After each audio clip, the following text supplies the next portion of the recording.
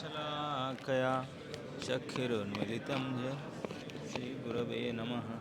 श्रीचैतन्यमनोभीष्टं स्थापितं येन भूतले स्वयं रूपकदा मह्यं ददाति स्वपदान्तिकं। वन्देऽहं श्रीगुरो श्रीयुतपदकमलं श्रीगुरून् वैष्णवांश श्रीरूपं साग्रजातं सहगणं सदेवं साद्वैतं सावधूतं परिजनसहितं चैतन्यदेवं श्रीकृष्णपादान् सहगणललितां विशाखान्वितं स नमो कृष्णकरुणासिन्धो दीनबन्धो जगत्पते गोपेश गोपिकान्त श्रीराधाकान्त नमोऽस्तुते। तप्तकाञ्चन गौराङ्गी राधे वृन्दावनेश्वरी वृषभानुसुते देवी प्रणमामि हरिप्रिये। कल्पतरुभ्यश्च वा सिन्धुभ्यैव च पतितानां पावनेभ्यो वैष्णवेभ्यो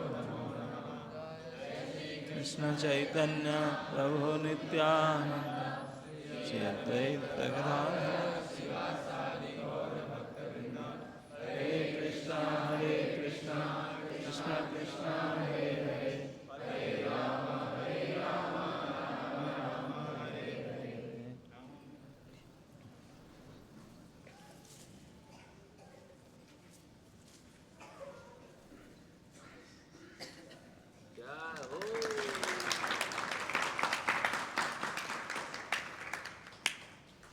हरे Krishna. Is it working or not? लगता नहीं। हरे कृष्ण।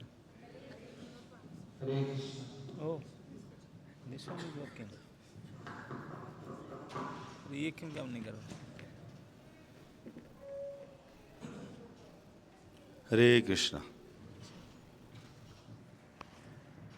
आवाज़ थोड़ी कम है, इसकी आवाज़ बढ़ाना, आवाज़ थोड़ी बढ़ा दो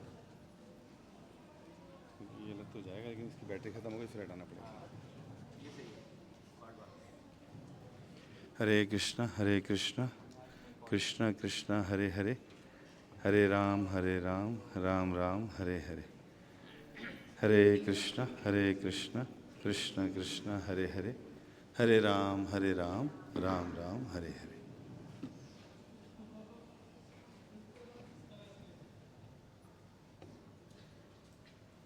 हरे कृष्ण। ईश्वर के नाम। तो हम लोग सुबह के सत्र में जो चर्चा किए थे, जो हमको बोला गया था, अक्रूर का ब्रजगमन ज़्यादा हो गया और उनको कृष्ण बलराम को लेकर के मथुरा जाना।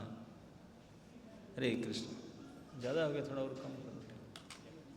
कहाँ से ऑपरेट करते हैं उसको? हरे कृष्ण हरे कृष्ण। तो इसको चर्चा करते हुए हम लोग आज के सुबह 10वें स्कंद के चैप्टर नंबर 38 से शुरू किए थे कि कंस ने अक्रूर को क्यों भेजा। क्यों भेजा? आप कहेंगे कि वो कृष्ण बलराम को बुलाने के लिए भेजा। कृष्ण बलराम बुलाना अभी तक नहीं बुला रहा था, क्यों अभी बुलाना चाहा? अभी तक तो नहीं बुला रहा था। 11 साल हो गया जन्म से, कभी बुलाया नहीं था। एक्चुअली उनको नहीं पता था कि यही वसुदेव नंदन कृष्ण बलराम है करके, उनको नहीं पता था। वो डाउटफुल था क्योंकि वो सुना था आकाशवाणी के 8वां संतान उनका काल होगा, तो इसलिए उन्होंने 8वां संतान को लक्ष्य करके अपना प्रोग्राम किया था। और जब प्रथम संतान हुआ था उसको छोड़ भी दिया, बोला इसको 8वां को मारूंगा मैंने, ये प्लानिंग किया था। लेकिन नारद जी आकर बुद्धि भड़का दिया उसको, बोले तुम नहीं समझ पा रहे हो, 8 ऐसे देखा। बोले यहाँ से गिनेंगे तो ये 8 होगा, यहाँ से गिनेंगे तो ये 8 होगा। देवता लोग कहाँ से गिनना शुरू करेंगे कैसे पता चलो? अभी तक भगवान कभी सीधा नहीं, सब हमेशा टेढ़ा करते हैं काम, खड़े भी होते हैं टेढ़ा, बोलते भी टेढ़े, सब टेढ़ा होते, तो आप कैसे समझ सकते हैं? अब तो कंस फिर समझ गया, बोला हाँ गड़बड़ तो है। तो उन्होंने तुरंत छोड़ दिया था वसुदेव को, दोबारा तुरंत जाकर पहुंचकर फिर मार डाला, उनको जेल में डाला। आपको साथ पता होगा कि नहीं, भागवत में तो वर्णन लीला ग्रंथ में प्राप्त होता है। एक बार कंस ने खुद गया था गोकुल, वो महाबली था, गोकुल को ज़्यादा दूर थोड़ी ना है, पास में है 10-12 किलोमीटर। वो गया था खुद, किसी को बताने चुपचाप, क्योंकि महाबली है, त्रिलोकाधिपति, देवताओं को विजय करके आया था, गोकुल में जाकर के मार कर। लेकिन ये मन में बड़ा प्रश्न उठता है, कंस गोकुल को पर्यटा क्यों नहीं किया? इतने ज़्यादा सबको भेजा है, तो स्वयं जा सकता था, उनके समान तो कबीर थे नहीं, तो वरदान था। उन्होंने गया था गोकुल, छिप कर गया था, और यही अभी तक कंफर्म नहीं था। मतलब जो भी हो कंफर्म होना, डाउट में रहने से बेटर है कि डाउट क्लियर करना, मार देना चाहिए उनको। लेकिन आज जैसे मैं बता रहा था ना कि पूरे ब्रजमंडल की अधिकारी पूर्णमासी देवी वृंदा देवी रहती थी। आज मैं कहा था ना सुबह, जब अक्रूर आया, वृंदा देवी परेशान हो गए, बोले ये क्या कर रहा है, मैं तो एक्शन नहीं ले सकती, क्योंकि कोई भी देवी देवता एक्शन लेते हैं नॉन डिवोटी के ऊपर, डिवोटी हो जाने के बाद फिर काम चलता नहीं। अभी तक सारे नॉन डिवोटी थे, कंस तो सबसे सुपर नॉन डिवोटी था। वो जब गया, चला गया गोकुल में, तो पूर्णमासी देवी में जो जोग माया थी, उनको जैसे घुसा ब्रज में प्रवेश किया, तुरंत तो उसको 4 साल की लड़की बना दी। कंस देख रहा है, अब क्या बोले, हो गया लड़की। फ्रॉक जानता ना, वो पहनकर घूम रहे राज के रॉयल ड्रेस कहाँ गया। अब तो 4 साल की लड़की, शर्मिंदा हो गया, कहाँ जाए? उनको बुलाया, जो उनके था, बोला कहाँ जा रहे? चुपचाप इधर आ जाओ। वो बोला मुझे मेरे ड्रेस दे दो, मुझे भेज दो, वापस जाओ, रिलीज कर दो। मैंने बोला नहीं, काम करना पड़ेगा जब आए तो। क्या काम? वो हाँ, गोबर उठा कर कंधा थापो। दोपहर तक गोबर इकट्ठा किया, दोपहर के बाद फिर मना कर। उसी दिन से कान नाक पकड़ कर, नाक रगड़ करके बोला कभी नहीं आऊँगा। कुछ भी हो जाए, इसलिए कभी आने का विचार नहीं कर रहा। तो इसलिए भेज रहा था, लेकिन ये कंफर्म नहीं था, कि डाउटफुल था, हो सके, क्योंकि जब पूतना बद्ध हुआ तभी से शुरू किया। पूतना को कंस नहीं भेजा था कि जाकर मारो करके। पूतना दीदी का हारी था, रक्तहारी था वो, उन्हें दूध फूद सब्जी फुब्जी खाना पसंद नहीं था ना। पूतना का नाम है रुधिरासनी। सुखदेव कहते हैं रुधिर मतलब ब्लड, असन मतलब भोजन। जैसे आप सुने होंगे नाम कई, दुग्धहारी बाबा, फलाहारी बाबा, जलाहारी बाबा, है ना, नहीं कई जगह में होते हैं। तो लेकिन कभी नहीं सुने होंगे रक्तहारी, ये पहली बार था। बाबा ने माता था, रक्तहारी माता। भागवत कहता है रुधिरासनी मतलब रक्तहारी माता। रक्ताहार करने के लिए कौन सा रक्त खाता था? बोलते हैं कि बालकों के रक्त पीता था। बालकों को कैसे मारता था? इसलिए बोलते हैं खेचरी। ख मतलब आकाश, आकाश में विचरण करो, वो चिड़िया बनकर जाती थी। पूतना के उनका शक्ति था, जोगिनी थे, जोगिनी होने के कारण जोगी शक्ति था, वो चिड़िया बनकर के जाती थी किसका घर में लड़का पैदा होता था, उनके छात में नहीं तो कोई आसपास से पेड़ में बैठती थी, पेड़ में बैठती थी, लड़के के ऊपर दृष्टि डालेगा दूर से, वहीं से सक्शन कर लेगा, जैसे सिरिंज में खींच लेता ना, खींच लेगा, पता भी नहीं चलेगा, लड़का मर जाएगा, क्या हुआ ब्लड ही नहीं है, कोई पता भी नहीं लगेगा, वो चला जाएगा, दूर से खींच करके ब्लड ले लेगा, इस प्रकार। लेकिन वो इलीगल था, छिप छिप कर जाता था। लेकिन अभी कंस ने उसको लीगलाइज कर दिया था, सरकार की तरफ से उनको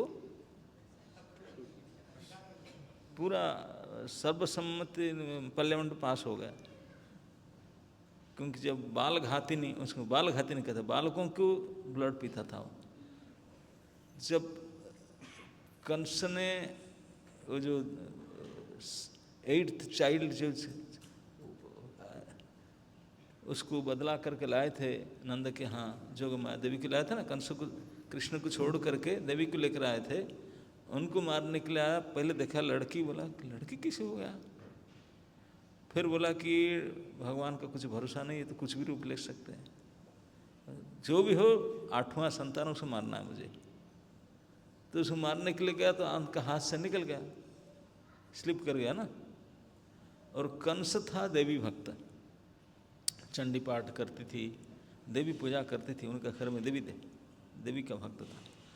अब अष्टभुजा देवी के रूप में जब प्रकट हुए, कंस ने हाथ जोड़कर प्रार्थना किया, जा देवी सर्वभूतेषु, देवी ने डांटा उनको, बोला तो मूर्ख, तेरे बहन बिनोई की तूने जेल में डाला, ऐसे किया वो किया, तुझे मारने वाला काल प्रकट हो चुका है। कंस डरना, बोला लोकेशन शेयर कर दो, नाम तो बता दो, डांट रही थी तो इतना साहस नहीं था, क्योंकि 8 हाथ में 8 अस्त्र धारण की थी देवी ने, और वो खुद देवी भक्त था, इसलिए वो डर डर के बोल रही थी। देवी ने बोला कि ये नहीं बताया कहाँ पे, बोला आसपास में जन्म हो चुका उनका, आसपास में कहीं, और वो समय पर तुझे मारेंगे।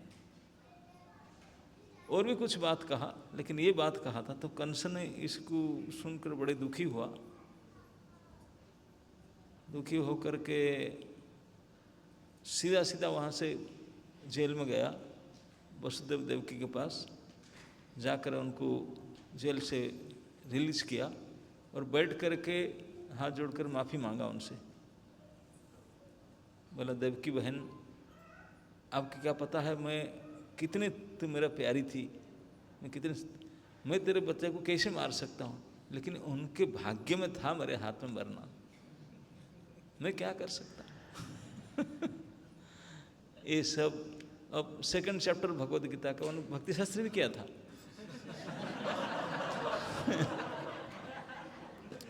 सेकंड चैप्टर भगवद गीता का डिस्कशन किया, आत्मा और शरीर का, है ना। नहीं बोले इससे वो क्यों दुख क्यों कर रहे हैं, शरीर ऐसे मरने वाला होता है, मरते नहीं, कुछ नहीं, आत्मा का मृत्यु नहीं होता। तो डिस्कशन किया तो उन्हें समझ गए, तो उनको ला करके अच्छा से फ्लैट देकर रखने लगा। वसुदेव देव को जेल से कंस ने स्वयं लाया था, लाकर रहने दिया, सारे सुविधा दिया, माफ़ी मांगा, एक्सक्यूज मी मैं गलती से इसे किया। उसी समय में वसुदेव देवकी का एक बेटी हुआ था जिनका नाम हुआ सुभद्रा। तो वो करके जब आ करके घर में दुखी होकर बैठने लगे, उनके मिनिस्टर लोग सब आए, बोले क्या हो गया। वो बोला एक तो देवी निकले, और देवी जी ने मुझे बताया ना। देवी जी ने क्या बताया, क्योंकि सारे देवी भक्त होते हैं, बड़े बड़े असुर लोग सब देवी के भक्त होते हैं, देवी उपासक। बोले क्या बताया ना, बोले कि मुझे जो मारने वाला काल ये तो देवी है, वो बोले आसपास कहीं जन्म हो चुका है। कहाँ, नहीं तो एड्रेस तो नहीं बताया, एड्रेस नहीं बताया, लेकिन ये बताया कि इसलिए मैं चिंता पड़ो क्या करे। तो उनके मंत्री लोग सब बोले उसमें क्या है, इतना तो पता चल गया ना, आसपास में इतने एरिया में, इस स्टेट में जितने लड़के पैदा होंगे उनको मार डालेंगे, 1 महीना आगे 1 महीना पीछे। पैदा हुआ मतलब एक आध महीना पहले से पैदा होगा, नहीं तो आगे पैदा हो गए, आसपास हुआ मतलब मर डालेंगे। ये आइन पास कर दिए पूरा उनके राज्यसभा या लोकसभा जो भी कहो, कि आसपास में जो बच्चे पैदा होंगे उनको मार दिया जाएगा। और जो लेकिन मारेगा कौन? किसी का बच्चा को मारने तो देगा नहीं। अब पुतना छिप छिप करके कर रहा था, मार के रक्त पीती थी। तो बोला कि मैं हूँ। पुतना उनका बहन थी, धर्म बहन, राखी वाला।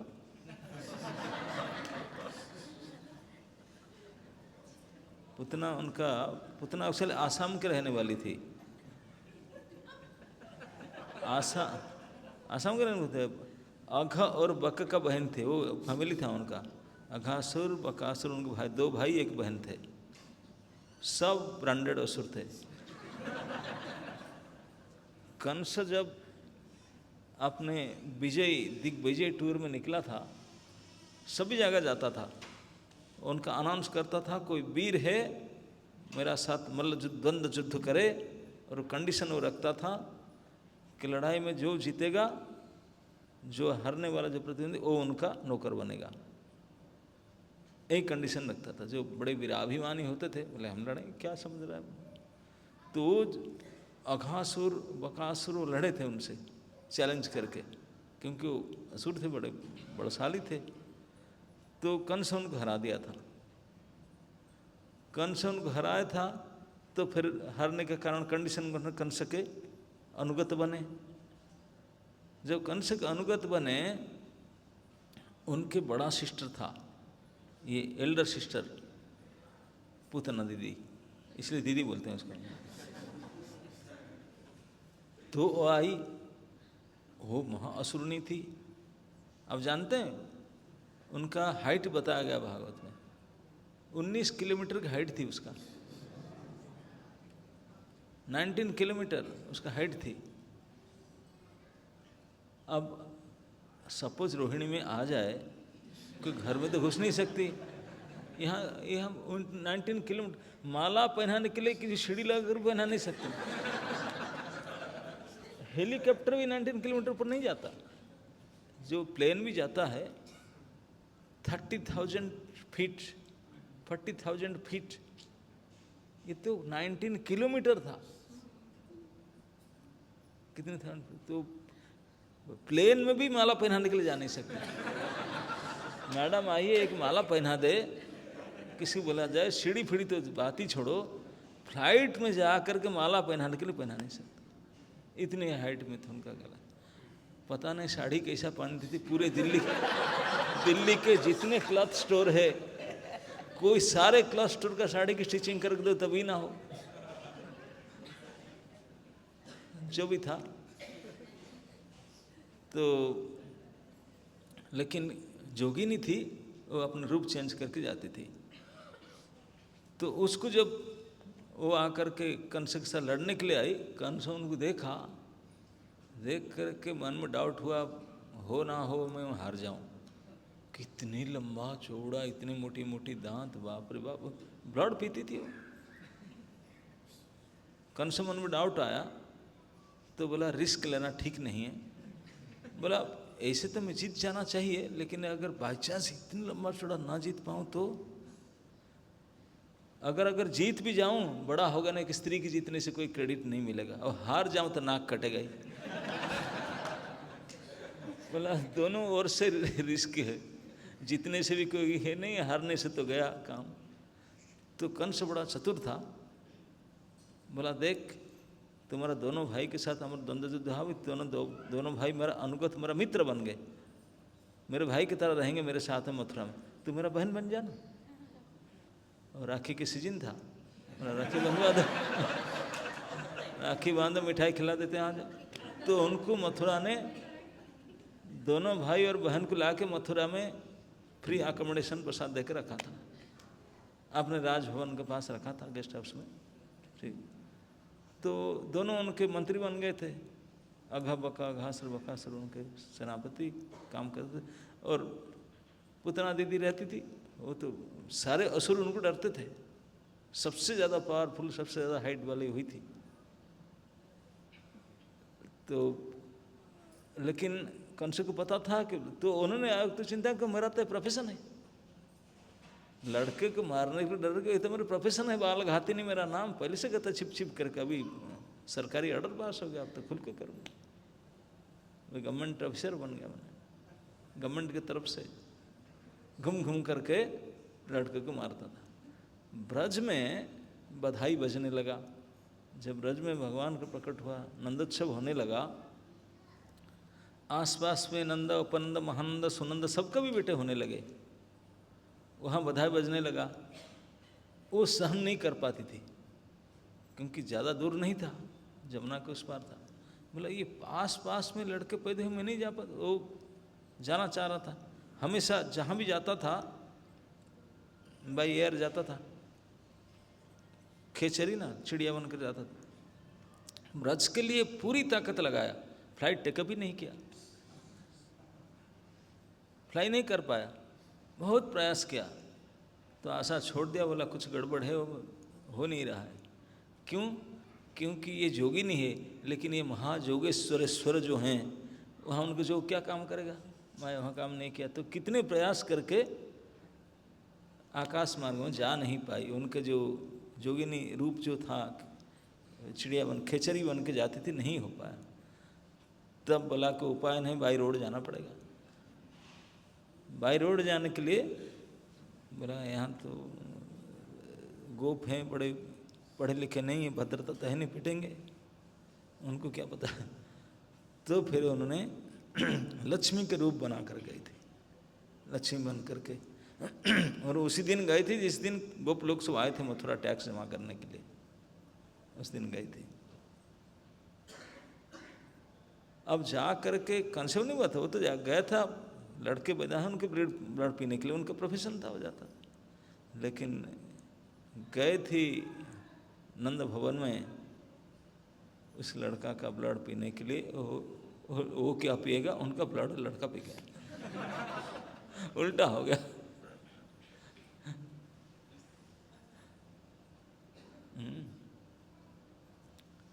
खीरा संगे प्राण सुशीले नास गला पुतना। वो खुद पलने पर भगवान थे, क्योंकि 6 दिन के थे, 6-7 दिन के थे, छठी पूजा के दिन बाहर आए थे। उनको उठा करके स्वयं डांटने लगा। जसोदा और रोहिणी भी पहचान नहीं पाई, इतने मेकअप करके गई थी लक्ष्मी की तरह। वो बोले भगवती लक्ष्मी आई है, क्योंकि भगवान को दर्शन करके देवी देवा आते थे, बोले आए होंगे। उन्होंने देखा रोहिणी को और जसोदा खड़े, और दास डांटने लगी, क्या है बच्चे पिचक गया पेट, उनका दूध नहीं पिलाते अपने, क्या आपका एक्सपीरियंस नहीं बच्चा किसको?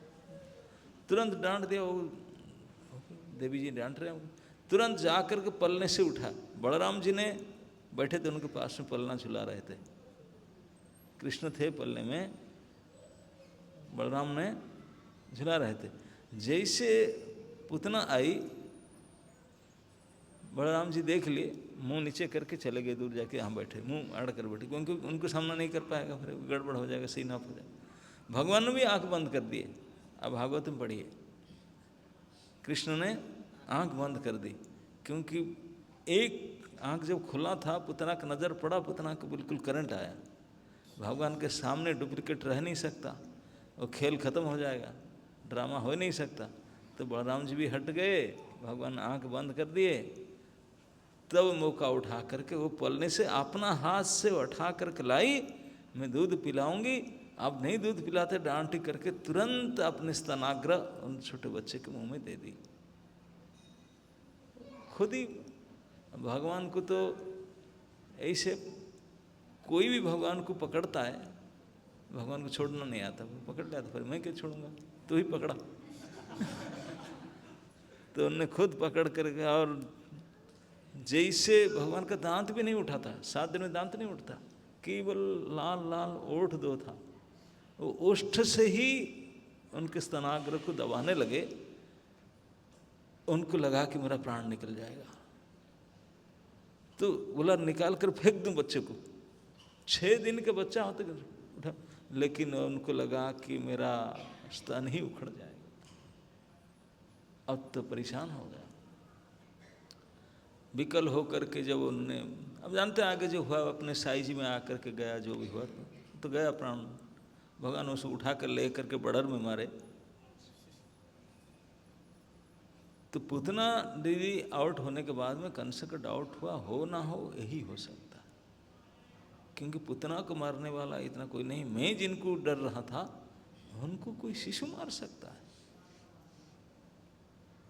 निश्चित रूप से, लेकिन कंफर्म नहीं था, डाउट था। तो इसलिए बोला डाउट, संशय आत्मा में डाउट नहीं रखना चाहिए, क्लियर कर देना चाहिए। इसलिए खुद भी गया था, खुद तो फंस गया। वो असुरों को भेजता था, असुरों को भेजता था, लेकिन डाउट में था कि सच में ये होंगे, ये उनको पता नहीं था। वासुदेव का तो लड़का हुआ ही नहीं, 8वां लड़की हो गया, यही वो उनको पता था।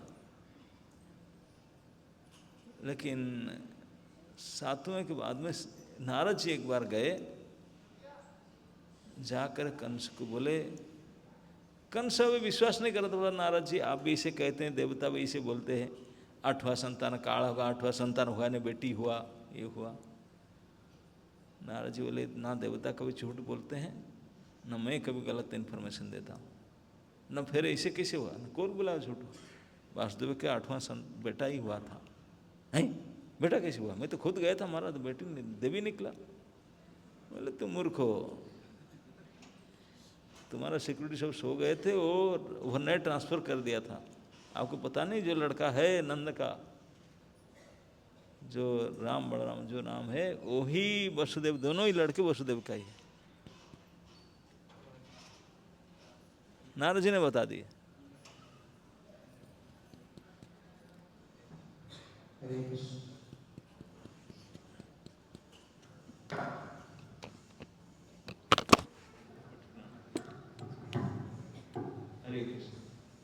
नारद जी ने बता दिया तो इतने गुस्सा हुआ, आज नाटक हुआ।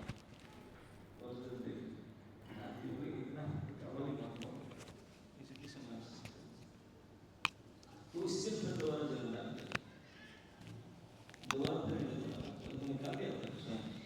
फिर दोबारा डाला। तो नाराज जी को बोला सही बात न, और क्या। उन्होंने लेकर यहीं छोड़ दी थी वही दोनों लड़के। इतने गुस्सा हुआ तब बोला कि नारद जी मैं क्या करूं, एक एक करके मेरे चुन चुन करके सारे असुर सेनापति को भेजा, लेकिन कोई वापस नहीं आ रहा, 1 वे टिकट। तो नारद जी ने बोले कंस आप बहुत बुद्धिमान हो, लेकिन ऐसा क्यों करता है। आपने गली में कुत्ता भी, एक कहावत है ना भाई, अपने कॉलोनी अपने गांव है, कोई भी आया घुमा फिरा के उसको फंसा देगा। बोला तुम यहाँ से उनके गोकुल के गली में क्यों भेजता है, उनके गांव में तो वो तो फंसा देते हैं, तो उनको यहाँ क्यों नहीं बुलाता। बोला ओ माय गॉड, ये मुझे पहले क्यों नहीं बताया आपने। आई लॉस्ट मेनी सेनापति। ओह सच ए नाइस प्लान, सच में मैं भी उनको ही बुला सकता था शुरू से, ये बुद्धि मुझे क्यों नहीं हुआ। नारद जी बुद्धि दे करके चले गए।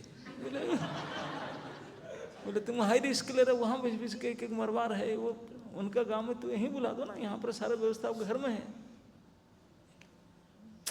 अब तो हो चुका बहुत। केसी को उसी दिन भेजा था, जिस दिन अक्रूर को भेजा, अक्रूर को एकादशी के दिन शाम को सलाह किया, एकादशी की सुबह सुबह केसी गया था, लास्ट असुर केसी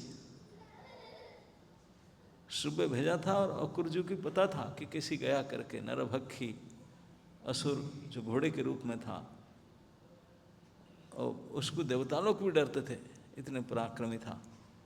तो अक्रूर जब गए तो वो भी इन्फॉर्मेशन दिए। तो नारद जी के कहने पर कंस को बहुत अच्छा लगा प्रपोजल। बोला अब क्या करूं, लेकिन अब कभी नहीं किसी को भेजूंगा, अब बुलाता हूँ उसको। बहुत खुश हो गया, लेकिन बुलाऊंगा कैसे, किसके बात पर आएंगे, क्योंकि अभी तक तो एवरीडे मारने के लिए उनको प्रयास कर रहा था, अभी बुलाऊंगा कोई आएंगे क्या। तो कोई ऐसे व्यक्ति हो जिनको विश्वास करेंगे, भरोसेमंद, उनको बुलाने से आएंगे। तो इसलिए अक्रूर जी को भेजा, क्योंकि अक्रूर जी वसुदेव के भाई थे, नंद का भी भाई होंगे। और दूसरा एक फेस्टिवल अरेंज किया, धनुर्मख, मख मतलब यज्ञ, धनुर्यज्ञ महोत्सव, 3 days फेस्टिवल। कई इवेंट था उसमें, धनुर्यज्ञ होगा, मल्ल युद्ध होगा, कई इवेंट रखा था, 3 days फेस्टिवल था। और फुल मथुरा डिस्ट्रिक्ट के लिए सारे लोगों के लिए कंपलसरी, सारे स्टेडियम में आएंगे, अकोमोडेशन प्रसाद सब व्यवस्था था। और पूरे ब्रजवासियों को बुलाया था, वो बोला तुम जाओ, इसके लिए केवल उन दोनों को मारवाने के लिए। तो इसलिए अक्रूर भेजा था। तो अभी मैं सुबह बता दिया था अक्रूर कैसे सुन करके सुबह आए, शाम तक पहुँचे। अक्रूर जब पहुँचे, अब जितने उनके मनोरथ करते करते आए थे चिंतन करके, अगर सच मेरे प्रभु से मैं मिलूँगा, देखे नहीं थे तो मैं प्रणाम करूँगा, मुझे पहचान लेंगे, अवश्य पहचान लेंगे, क्यों नहीं पहचानेंगे, अंतर्यामी है, मुझे अवश्य गले लगाएंगे। फिर बलराम को प्रणाम करूँगा, वो मुझे उठाएंगे, मुझे पितृव्य चाचा करके कहेंगे, मुझे घर में लेकर जाएंगे, खिलाएंगे, अच्छे से बात करेंगे, मैं कितने उनको यही सब मन में करके जाता था। एग्जैक्टली ऐसे ही हुआ। शाम के समय पहुँचे थे और गोष्ठ से दुग्ध दोहन करने के बाद रामकृष्ण बाहर आते थे, उनको देख करके अक्रूर जी पहले कभी नहीं देखे थे, फोटो भी नहीं देखे थे, केवल सुने थे उनके बारे में, सुने थे उनके महिमा और रूप के बारे में खूब सुने थे। वो सुने थे तो देखे, और उनको लगा कि मुझे सुना था कम सुना था, ये तो और ज़्यादा है, क्योंकि साक्षात भगवान है।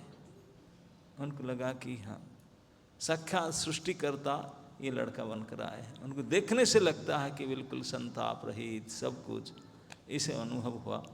तो दौड़ कर जाके उनके चरणों में गिरे।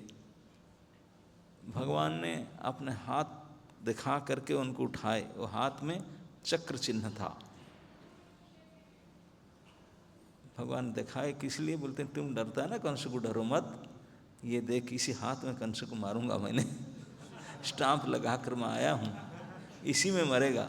लेकिन अक्रूर जी समझ नहीं पाए, भगवान इसीलिए चक्र हस्त से अक्रूर जी को गले में लगाए, ये आश्वासन देने के लिए, मैं जानता हूँ तुम किस लिए आया, कंस ने भेजा मुझे मरवाने के लिए, लेकिन मेरे हाथ देख लो, मेरे हाथ से वो मरेगा, वो मुझे मार नहीं सकता। लेकिन अक्रूर जी नहीं समझ सके, गले लगाए। तो बलराम जी आए। फिर बलराम जी को देख करके अक्रूर जी ने फिर भगवान से हट करके बलराम के चरणों में प्रणाम किया। बलराम फिर हाथ जोड़े, उनको उठा करके घर में लेकर गए। नंद महाराज आए, भुजा फैला करके मिले उनसे, बड़े आतिथ्य हुआ उनका। ऐसे आतिथ्य हुआ जैसे कोई अतिथि सत्कार, आज लोग तो आप लोग कोई जानते नहीं सही में अतिथि की सत्कार कैसे किया जाए। आजकल भारतवर्ष में क्या कहीं भी जितने अतिथि भवन होता है, गेस्ट हाउस, कोई अतिथि भवन नहीं होता, क्योंकि अतिथि शब्द का अर्थ ही है जो तिथि में नहीं आते। अतिथि जो बुकिंग करके आते हैं वो अतिथि नहीं होंगे, बुकिंग कंफर्म करके आते हैं तो अतिथि नहीं हो सकते, वो अभ्यागत होंगे। अभी तो आगत, जो बार बार आते रहते हैं कंफर्म करके, वो अभ्यागत है। लेकिन अतिथि वो होंगे जो आप उनको जानते नहीं, वो भी आपको जानते नहीं, वो बिल्कुल बताएंगे हठात किसी भी समय, रात में किसी भी समय पहुंच जाएंगे, नीडी है, उनको रहने के लिए जगह नहीं। अगर इसी प्रकार व्यक्ति जिनको आप जानते ही नहीं, जो आपको जानते नहीं, उनको आवश्यकता है आके पहुँचे, मुझे थोड़े आश्रय चाहिए, भोजन चाहिए, इस जब उन्हीं को कोई सेवा करता है तो देव सेवा का फल प्राप्त होता है। इसलिए मैं कभी कभी कहीं जाता हूँ, मैं फ़ोन कर नहीं बताता हूँ, हठात जाकर पहुँचेंगे तो अतिथि सेवा के फल। लेकिन हमारे दिल्ली फिल्म में कहीं जाता हूँ ना, वो गेट में अलाउ नहीं करता है, फ़ोन करके बोलो, वो क्या बोलते हैं, OTP नहीं, यहाँ से वो कन्फर्मेशन आएगा, गेट में छोड़ेंगे, नहीं तो छोड़ते नहीं। अब अतिथि बन ही नहीं सकते, अतिथि बनना चाहे बन भी नहीं सकते।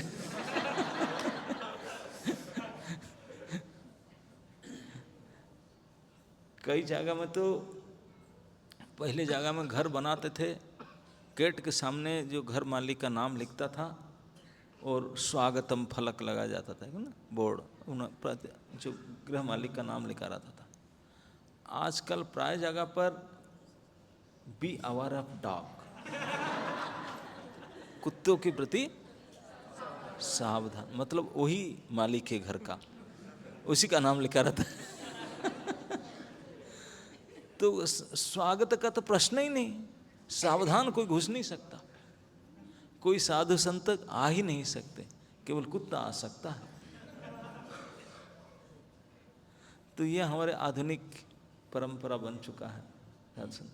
लेकिन तो इसलिए अतिथि की सेवा जो जानते हैं आतिथ्य करना, अतिथि आने से उनको स्वागत, संवर्धना, पद पूजा, मधुपर्क आदि देकर भिन्न भिन्न उपकरण से उनको स्वागत करके पूजा करके संतुष्ट किया जाता है।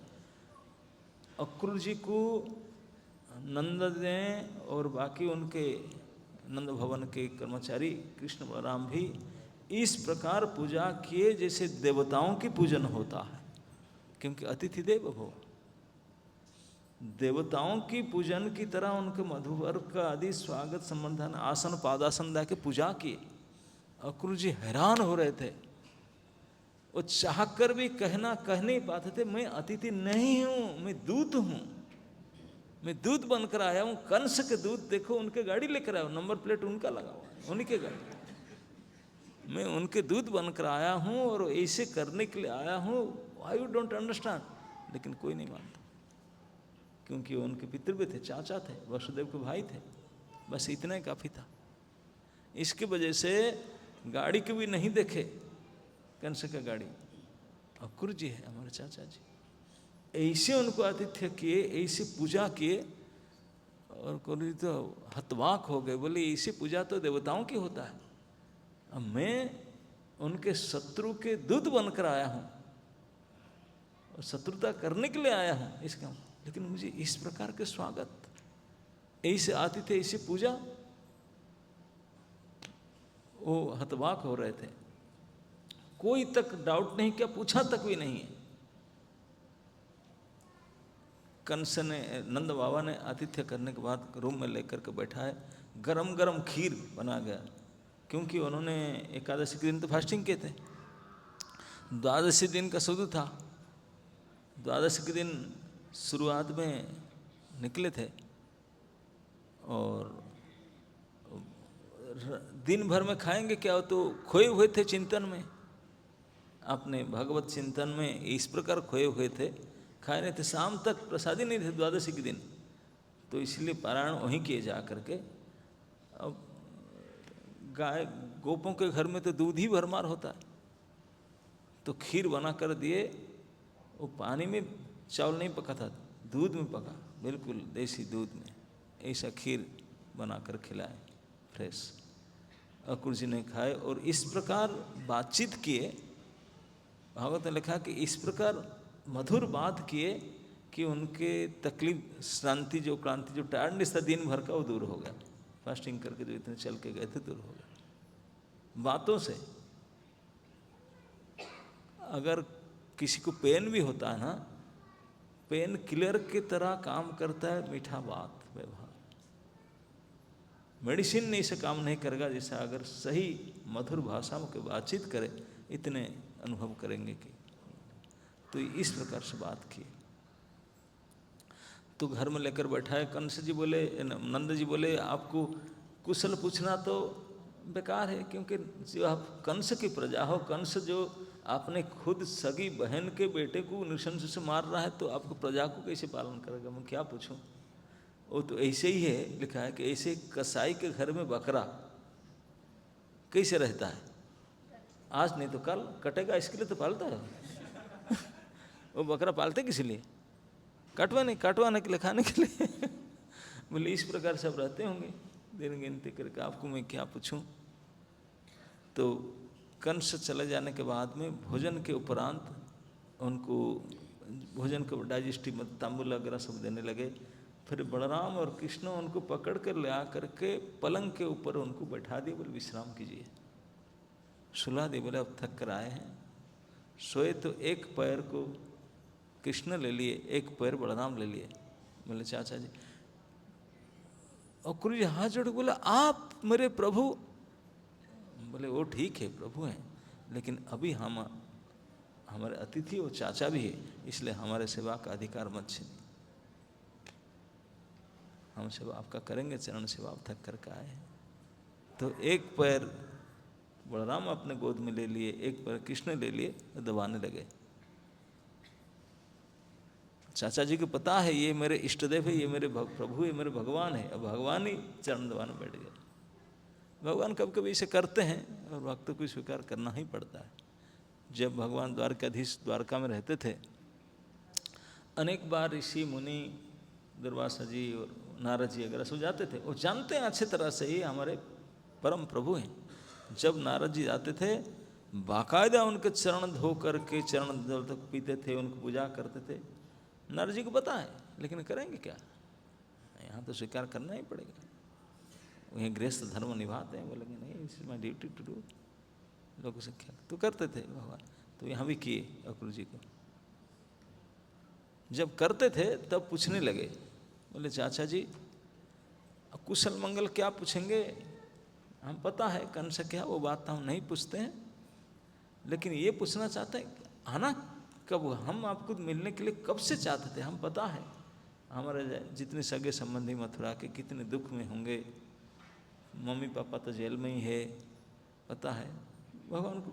और मेरी वजह से, केवल मेरे वजह से ही कृष्ण बोले चाचा मेरे वजह से मम्मी पापा जेल में है, मेरे वजह से मेरे सारे भाई लोग मारे गए, मेरे वजह से कितने हमारे संबंधी लोग को कितने कष्ट हुआ, क्या क्या होना पड़ा। तो आप कितने कष्ट में रहते होंगे। मैं कई बार सोच रहा था एक बार आपको दर्शन करूं, सुना था आपका नाम, फ़ोन भी नहीं था, फ़ोन भी नहीं कर पाया और आपको कभी देखा नहीं। अच्छा भाग आप आ जाए, किसी लिए आना हुआ, अब तक तो एक बार नहीं आए थे। जब भगवान पैर दबाते दबाते पूछे तो कंस अक्रूर जी ने तो चांस ढूंढ रहे थे, वो तब तक डिसाइड कर लेते, बोले मैं मरूं जो करूं, कंस का जो नियत है, जो छिपा हुआ जो उनका प्लान है मैं बता दूंगा। वो मेरे प्रभु है, मैं उनके सामने सच बता दूंगा। कंस बोला था खबरदार नहीं बताना, केवल इनवाइट करना, उनको कार्ड देकर लेकर आना काल तक।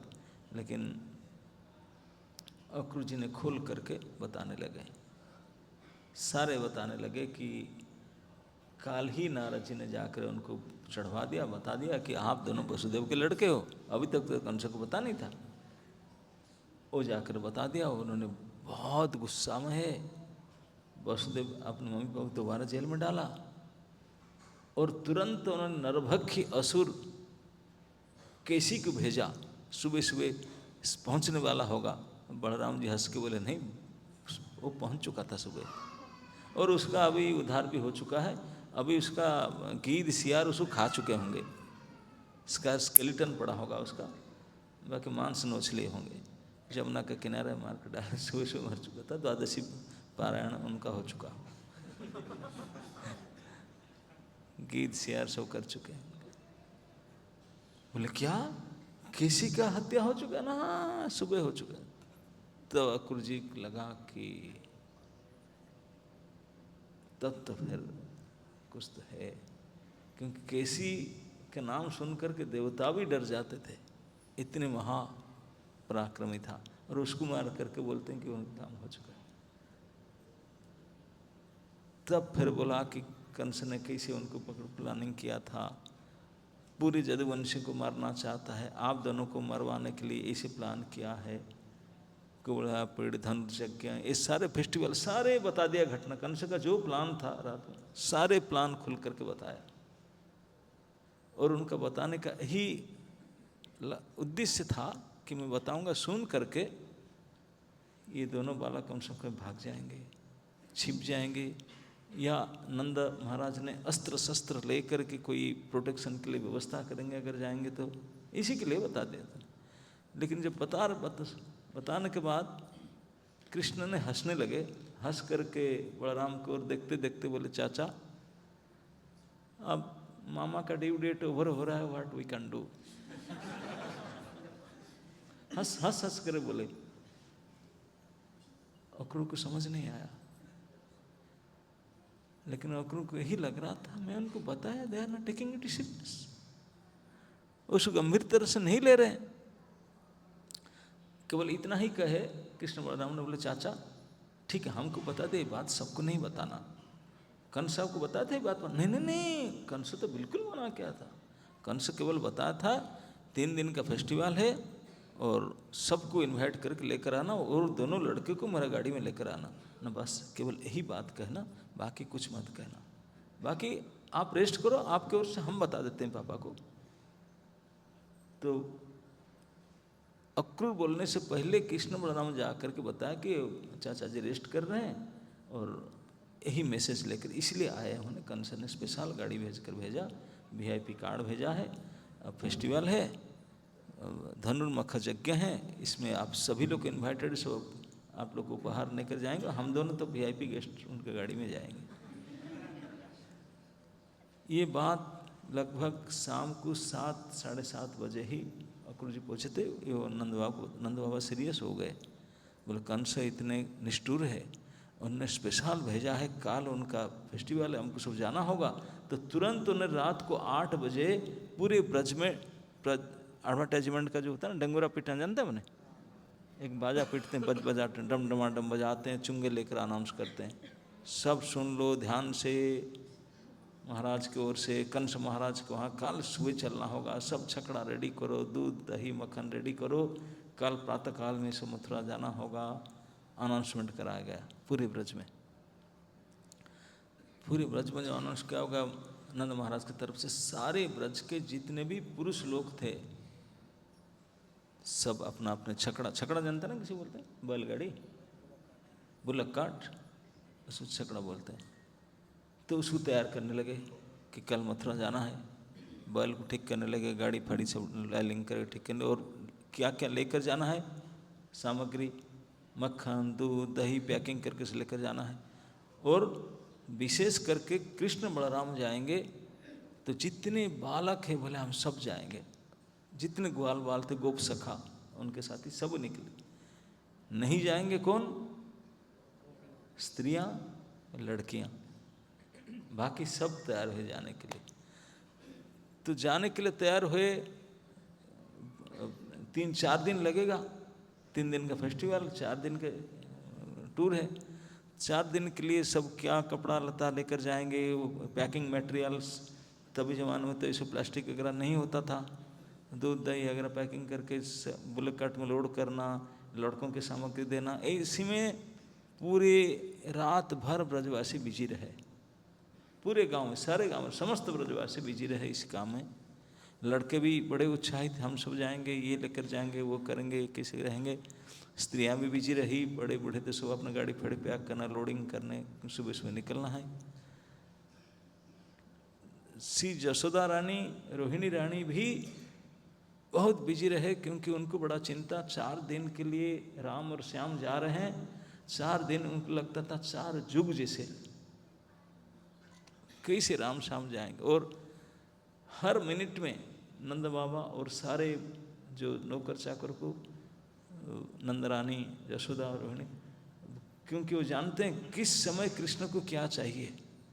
सुबह के समय ये देना, इस प्रकार देना, ये सामान मैं इधर रख रहा हूँ, वही उतार के देना, समझा देना, बतला देना, उनको बताना, इसी में से बिजी थे इन दोनों के, क्योंकि जानते हैं उनको क्या क्या चाहिए, कब क्या चाहिए, इसके बारे में व्यवस्था करके सामान दे रहे थे। और बड़ा चिंता था कि ये नटखट बालक है, मथुरा सिटी है, कैपिटल सिटी, यहाँ बड़े पुलिस है, यहाँ कहीं घूमना जाए, किधर उधर जाए, क्या करे, इसलिए नाना प्रकार की सूचना देना वो चाहते थे। पूरे ब्रज ओवरनाइट बिजी रहा। अक्रूर भी गेस्ट हाउस में अच्छा बेड पलंग में सुलाए गए थे, वो भी नहीं सो पाए रात। क्यों? जब को खिला पिला कर सुला देते, लेकिन वो इस चिंता में नहीं सोए कि मैं उनको सब बता दिया, वो लोग हंस करके उड़ा दिए। कुछ करते ही नहीं। अगर हमको कोई बता दे मैं आया हूँ कल आपको लेकर जाऊंगा और आपको मर्डर किया जाएगा, तो क्या होगा हमारा? हम तो सुनकर ही मर जाएंगे, करेंगे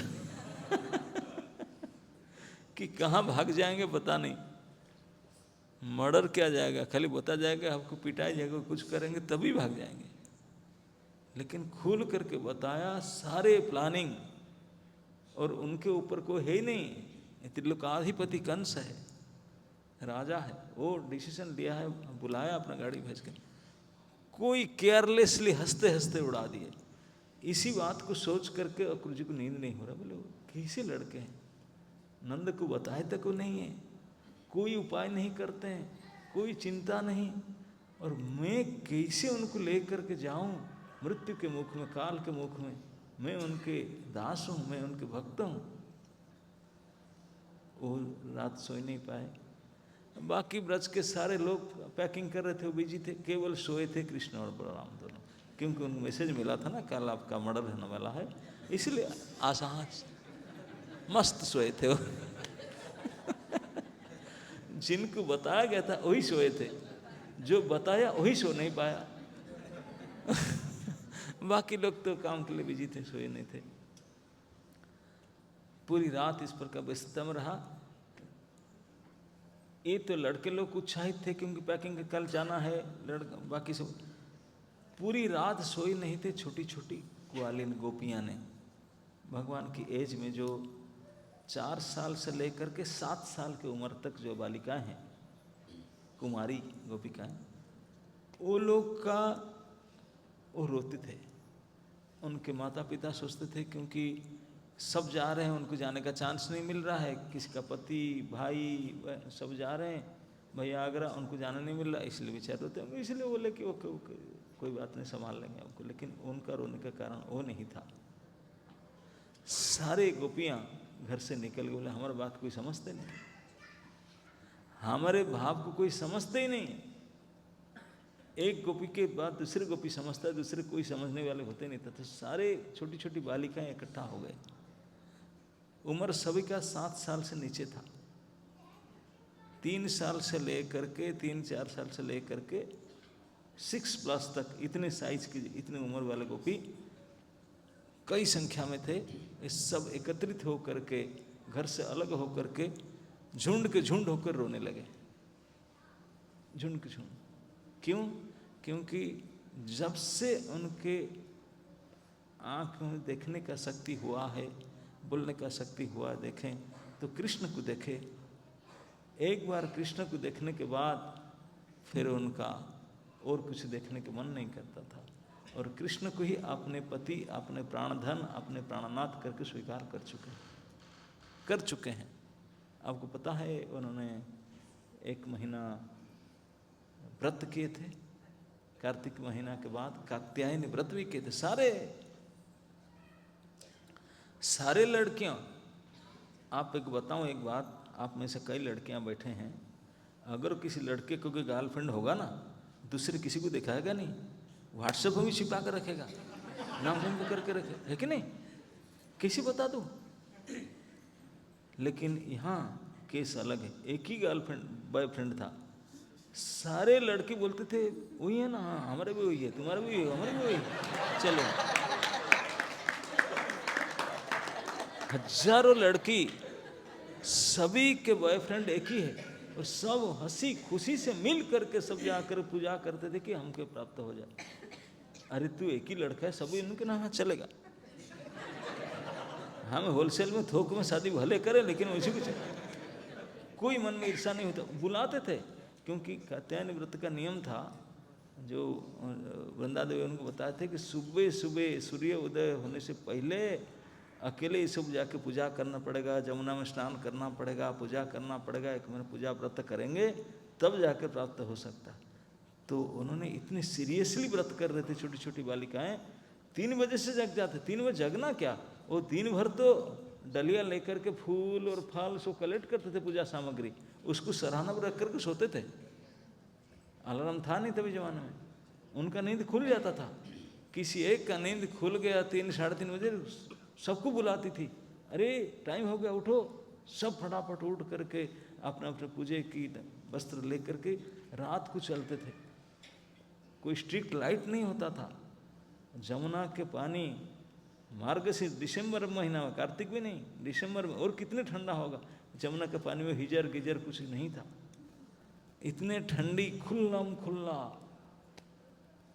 बेचारे जाते थे स्नान करने के लिए, पानी की देखकर इससे सिकुड़ कर बैठते थे। छोटी छोटी बालिकाएं 3-4 साल की अपने कपड़ा उतार करके पहले एक तुम पहले कोई पहले जंप कर, सब कूदते थे पानी में, ऐसे ऐसे ठिठुर रहे थे, लेकिन करते थे। उठ करके आ करके बालुका में पिंड बना करके फूल फूल दे करके दिया जला करके प्रार्थना करते थे, पूजा बिल्कुल तन मन हृदय लगा कर पूजा करते थे। कात्यायनी माँ को प्रार्थना करते थे। नंद सूत कात्यायनी महामाये महाजोगिन धीश्वरी नंद गोप सुतंग देवी पतिंग में कुरुते ममा।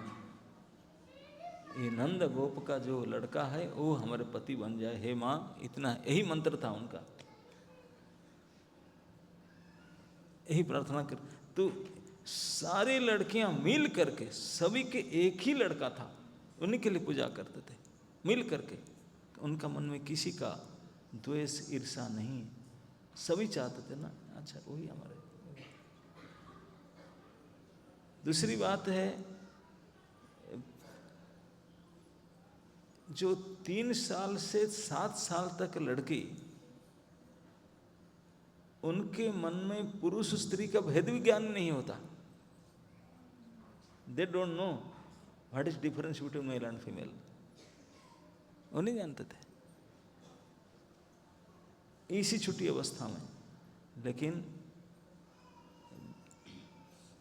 कृष्ण के लिए रोते थे, व्रत भी किए थे, रोते थे,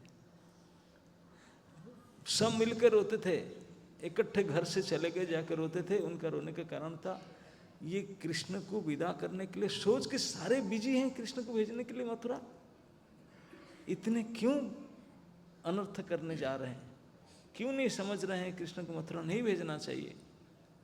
लेकिन उनका कोई नहीं सुन रहा था, कोई नहीं सुन रहा था, इसके लिए शोक में रो रहे थे। एक एक झुंड मिल करके बोले क्या किया जाए। गांव वाले, चाचा, भाई, भैया, पापा, ताऊ, कोई नहीं सुन रहे हैं, सब बिजी हैं। अरे उनको कैसे भेज रहे? अरे वो भी क्या बिजी, ये दोनों लड़के भी जाने के लिए तैयार है, कृष्ण बलराम,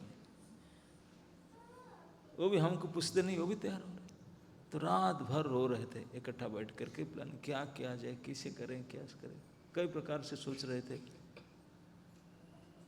उनका सबसे बड़ा खिन्न था क्योंकि जब से कृष्ण को देखे थे, बस कृष्ण के प्रति, कृष्ण का तो प्राण हो चुके थे। उनका ही था जीवन में किसी को वर्ण करना है तो कृष्ण को वर्ण करेंगे। लेकिन आज कृष्ण जा रहे हैं तो उनको बताया गया कि 4 दिन के लिए जा रहे हैं, आ जाएंगे फिर वापस। लेकिन उनका डाउट हो रहा था वो नहीं आएंगे। क्यों? क्योंकि वो सुने थे कि मथुरा तो सिटी है, ये तो गांव है, कैपिटल सिटी है। ये राजधानी सिटी के जो लड़कियां होते हैं बड़े चतुर होते हैं, दे आर वेरी स्मार्ट, पढ़ी लिखी है, सब स्मार्टफोन यूज करते हैं।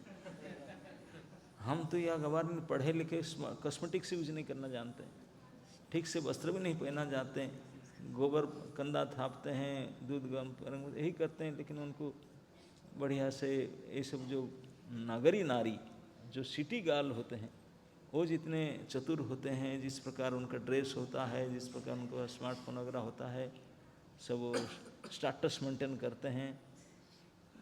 हम लोग ऐसे नहीं करते हैं। और एक बार हमारा ये कृष्ण अगर उनके चक्कर में गया नहीं आएगा, we can't get him back, these girls are too clever, they will capture our black boy. क्यों? क्योंकि ये लड़का है ही ऐसा, ये किसको एक बार मधुर मुस्कान करके चितवन से देख ले, वो गए काम से, वो गए काम से। बोला हम होलसेल में फंसे, वो भी कैसे नहीं फंसेंगे। वो तो बेहू तरह से फंसेंगे और एक ही वो भी फंसेंगे, हम भी फंसेंगे, हमारे ये नहीं है। लेकिन we are not clever, they are very clever. वो छोड़ेंगे नहीं, वो मथुरा में ही रखेंगे उनको। इसी चिंता से रो रहे थे। एक ही चिंता उनका था कि ये नागरी जो कुमारी गण है नगर के, वो बड़े चतुर है, वो पहनावे में और सब कुछ में पढ़े लिखे हैं, हम अनपढ़ हैं, हम तो फंसे थे, कृष्ण हमारे साथ अच्छा व्यवहार, लेकिन नाम कृष्ण, कृष्ण भी ऐसा है छलिया, उनको नए नए कैंडिडेट चाहिए। तो हमको भूल कर अभी मथुरा जाना चाहते हैं, हमसे कंसल्ट भी नहीं करते, सो गए चुपचाप, सुबह उठकर चले जाएंगे। इसी चिंता में रात भर रो रहे थे। तो सुबह तक रो रहे थे, पूरा रात रो रहे थे, अलग अलग सारे गोपियाँ मिल करके।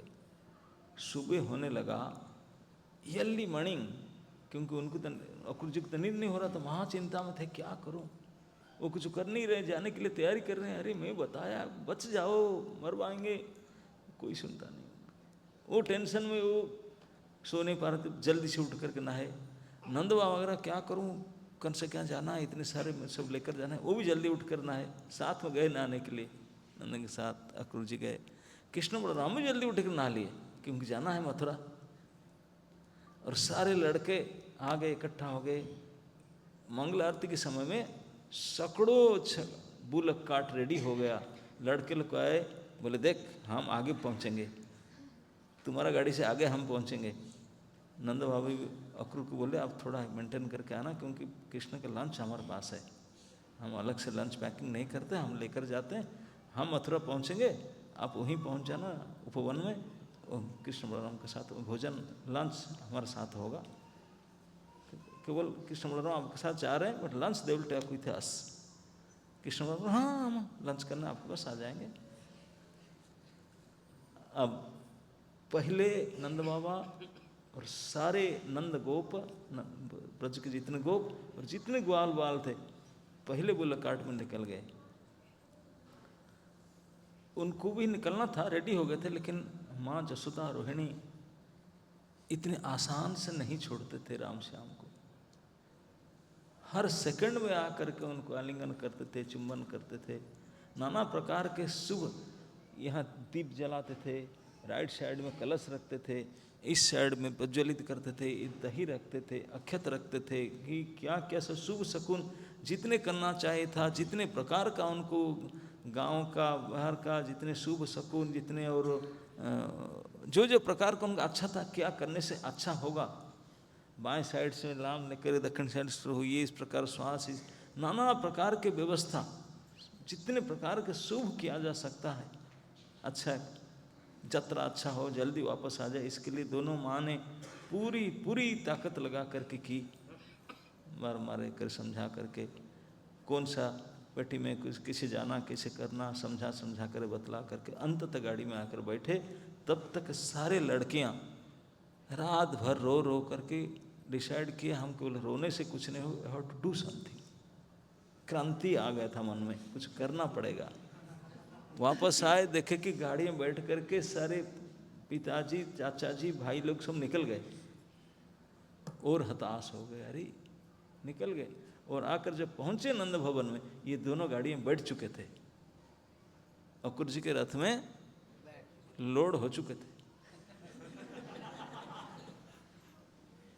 आकर देखे, बोले हम रो रो करके रात भर हमारा आंख सूज गया है, आप मजे से गाड़ी में बैठ चुके हैं, हमको थोड़ा पूछे तक नहीं है, वो पूछे भी नहीं है, tata we are going, bye bye. उनका दिल इतने दुखी हुआ, बोले कैसे निष्ठुर है, पता करके वो हाथ धरा तो खुशी खुशी में जा रहे हैं हमसे, नहीं देख रहा हम कितने दुख हो रहा है। क्या करें, एक दूसरे को देखे, बोले क्या करें, तो चला ही जाएगा, उनको तो कोई फर्क नहीं है, फर्क तो हमको पड़ेगा, हम ही मरेंगे, और आने का चांस हमको लगता नहीं, क्या करेंगे क्या करेंगे, अरे रोको, किसको बोलेंगे रोकेंगे, मैया लोग तो थक गए, अब रूम गए। तो इसलिए सारे लड़की मुंह भी नहीं धोए, नहाए भी नहीं, दौड़ कर गए अपने चौराहे पर, बोले गाड़ी यही रास्ते में जाएगा ना, रोड रोको, रोड रोको आंदोलन करते हैं ना, रोड में जाम कर देते हैं, रोड जाम करना। हाँ हाँ, वो तो संख्या में ज़्यादा थे, तो पूरे घोड़े को भी पकड़ लिए और रथ के चक्का अक्खा सारे जाम कर दे, वो लटक गए, वो नहीं छोड़ेंगे, नहीं छोड़ेंगे, बिल्कुल रोड जाम कर दे, नहीं छोड़ेंगे। हैवी प्रोटेस्ट किए। अक्रूर जी ने बोले, आप बोलो ये लड़कियां तो खूब गाली दिए अक्रूर को। बोले कौन बोला तू अक्रूर है? तो क्रूर है, इतने निष्ठुर हो तो हमारे प्राणधन को हमसे छीन कर ले जाती है। पूरे ब्रज के ही एकमात्र प्राण है तो उनको लेने के लिए आया, इतने क्रूर हो। अक्रूर जी भी रो रहे थे, बोले यस आई नो, मैं भी नहीं लेना चाहता हूं लेकिन क्या करूं। मैं उनको बताया, वो तो उत्साहित थे, चलो चलो चाचा चलते। मैं गाड़ी में बैठने पहले वो आके बैठ गए चाचा चलिए ना।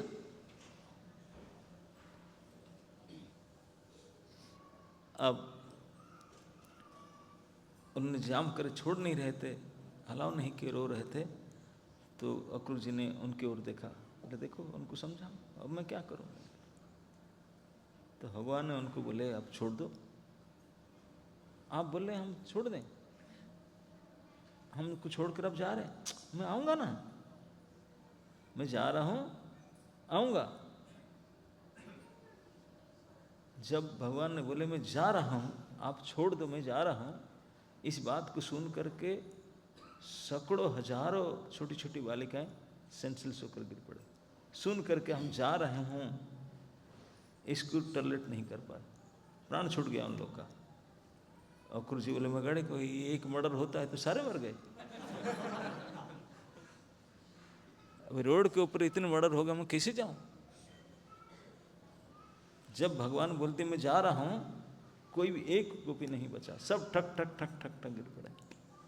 अक्रूर जी बोले अब क्या करें, अब तो आज तो जाना ही मुश्किल है। भगवान बोले फिर वहीं बैठ बैठे, मैं आऊंगा। सब खड़े हो गए।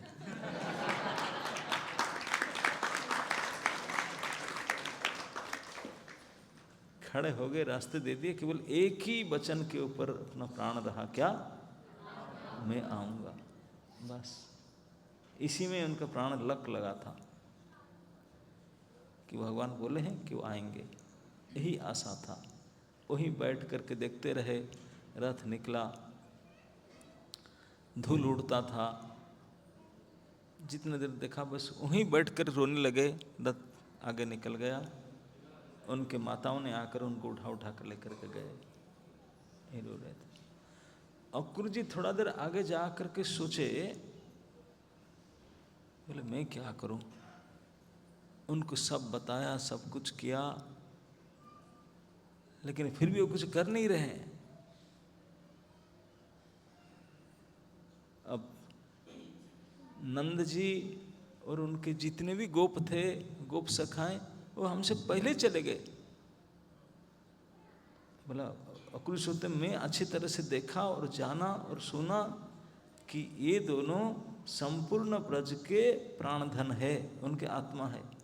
और मैं कल देखा भी कितने प्रेम करते हैं उनको, लेकिन मेरे ऊपर इतने विश्वास किए, मैं उनके पितृव्य हूँ, उनके चाचा हूँ, इतने भरोसा किए कि आपने प्राण को भी मेरे साथ दे दिए। वो देखते हैं कि मेरा गाड़ी कंस का नंबर प्लेट लगा हुआ है, कंस नृशंस उनका गाड़ी लेकर उनके दूत बनकर आया हूँ, कोई मेरे पर डाउट नहीं किए। इतने विश्वास कि आपने साक्षात प्राण सदृश कृष्ण बलराम को, छोटे छोटे बालकों को मेरे साथ दे दिए। कोई सिक्योरिटी, कोई एकाध दो हमारे साथ रहते, नो, कोई जरूरत नहीं, चाचा जी है ना। इतने विश्वास, ऐसे विश्वासी लोगों के सामने मैं अविश्वासी कैसे कर सकता हूं। उनका इतने दृढ़ विश्वास को पूछे तक नहीं, कोई मेरे साथ आए तक नहीं है, मैं कैसे उनको काढ़ के मुख में ले जा सकता हूं इन दोनों बालकों को। ये उनका चिंता का विषय था। और सोचते थे हो ना हो, इसी के कारण परम भगवान इन गोपों के साथ है, क्योंकि उनके इतने विश्वास से मिला ये वस्तु। तर्क के बहुत, जो तर्क करते हैं आर्गुमेंट, उनका पास कोई सिद्ध नहीं आता। जो फेथफुल है, श्रद्धालु विश्वासी हैं, उनके पास भगवान आते हैं, परम विश्वासी है। तो अक्रूर जी के इस प्रकार टेंशन, और यहाँ लड़कियों की चिंता कि वो लोग चले जाएंगे, वो लोग ट्रिक है उनके पास, और लड़कियों ने सोच रहे हैं कि हमारा तो दुर्दिन आ गया, मथुरा का सुदिन आ गया, now golden time for Mathura. आज के रात हमारे लिए काल रात्रि, और काल के प्रातः काल मथुरा के लिए वहाँ अमृतमय वेला है, अमृत वेला है। क्यों? क्योंकि उन्हें प्रभु के दर्शन करेंगे। इतने तो उसने गाली देने लगे, सारे गोपियां मिलकर के विधाता को, सृष्टिकर्ता को गाली देने लगे। बोले कोई सृष्टिकर्ता, कोई प्रभु, कोई भगवान अगर है, इतने फुलिश कैसे, इतने बुद्धिहीन कैसे? क्यों? ना किसी को इतने सुंदर वस्तु देता क्यों, और देने के बाद फिर छीन क्यों लेता? अरे छीनने का तो टाइम लो, हम ले जाएंगे, इसे नहीं। अभी हम किसी को खाने के लिए एक वस्तु दिया और मुंह में लगाया, छीन लिया उसको। अरे खाया तो खाने तो दो, थोड़े एक आध और खाने तो, खाने ही नहीं दिया, छीन लिया। यही कहते, बोले अगर हमको, हम तो पहले देखे नहीं थे, कृष्ण जैसे सुंदर मनोहारी व्यक्ति को हमारे सामने देखने के लिए दिया क्यों? गोपियाँ ने बोलते थे कि हे सृष्टिकर्ता, हे विधाता, आपके सकल सृष्टि में जितने सौंदर्य है, पूरी सृष्टि में जितनी सुंदरता है, सारे सुंदरता को कृष्ण के अंग में, शरीर में, एक अंग में हम देख लेते थे। एक अंग में संपूर्ण सृष्टि की सुंदरता को हम देखते थे। वो हमारा मन नहीं, आंख नहीं भरा था देखना, आप उनसे, हमसे अलग कर ले रहे। ये किस प्रकार न्याय है? और कृष्ण थे ही ऐसे। अगर कृष्ण के किसी अंग में कोई चरण को देखा तो आंख ऊपर कहीं नहीं जाता था, वहीं लग जाता था, क्योंकि ये इतना सुंदर था। मुख को देखा, हाथ कहीं भी नजर पड़े, इतने ही सुंदर था, वहीं कहीं जा नहीं रहा था, मन नहीं भरता था। सारी सृष्टि की सुंदरता को इसमें देखते थे, और अभी सुंदर वस्तु उनके सामने देख करके फिर उनसे छीन ले रहा है। बोला अब तो हम कुछ भी नहीं कर पाए, केवल देखे थे भर, देख करके हमारे प्राण नौछबर कर दिए थे, आगे कुछ करना चाह रहे थे, हमसे छीन रहा है। ऐसे विकल होकर रो रहे थे, सृष्टिकर्ता के प्रति इसे दोषारोपण कर रहे थे। इस अवस्था में नंद बाबा एंड गोप और उनके गोपाल बालक सब बुलक काट ले करके निकल चुके थे मथुरा की ओर। अक्रूर जी को ही थोड़ा जल्दी स्पीडी जाना पड़ा, क्योंकि बोले कि अब यहाँ 2 जगह में अटक चुके हैं, आगे अगर थोड़ा लेट करूँ और जाने देंगे कि नहीं देंगे, आज जा नहीं पाऊँगा, जल्दी से निकल जाना चाहिए, नहीं तो भाई भारी बहुत स्ट्राइक होता है, बहुत प्रोटेस्ट हो रहा है, निकल जाना अच्छा रहेगा ना। जहाँ ज़्यादा प्रोटेस्ट हो रहा है, रोड को पता नहीं, जल्दी निकल जाना अच्छा है। उस मेन रोड में नहीं जाऊँगा, साइड रोड में जाऊँगा, ये डिसाइड करके निकले। अब आगे निकल कर कैसे रास्ता में क्या करेंगे, वो बात कल सुबह चर्चा करेंगे।